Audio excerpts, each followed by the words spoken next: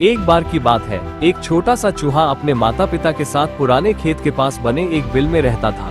वो बहुत ही चंचल और जिज्ञासु था। उसे नई नई जगहों पर घूमना और चीजें खोजने का बहुत शौक था। एक दिन सुबह सुबह आकाश में काले बादल छा गए, ठंडी हवा चलने लगी और पक्षी अपने घोंसलों में लौटने लगे। माँ ने उसे सावधान किया, बेटा आज बाहर मत जाना, भारी बारिश होने वाली है। लेकिन वह तो अपनी ही दुनिया में खोया था।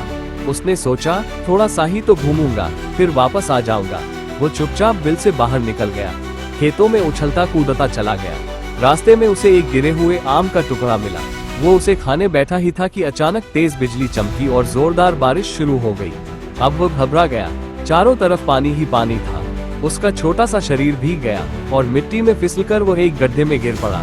बारिश और तेज हो गई। उसने चारों ओर देखा, सब कुछ अजनबी लग रहा था। घर का रास्ता उसे याद नहीं आ रहा था। गड्ढे में बैठे बैठे वह कांप रहा था। तभी एक मेढक टर करता हुआ उधर आया।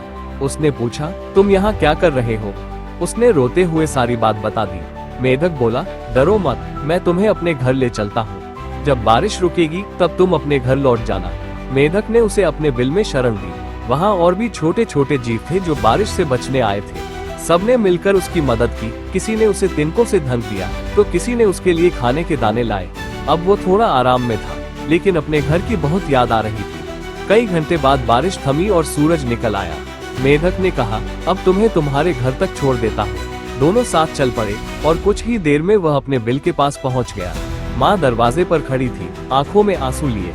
उसने उसे गले से लगा लिया और कहा, मैंने कहा था ना, बारिश में बाहर नहीं जाते। उस दिन के बाद उसने एक वादा किया, अब मैं कभी माँ की बात नहीं टालूंगा और मौसम देखकर ही बाहर जाऊंगा। इस तरह उसने एक जरूरी सबक सीखा, सावधानी में ही समझदारी है।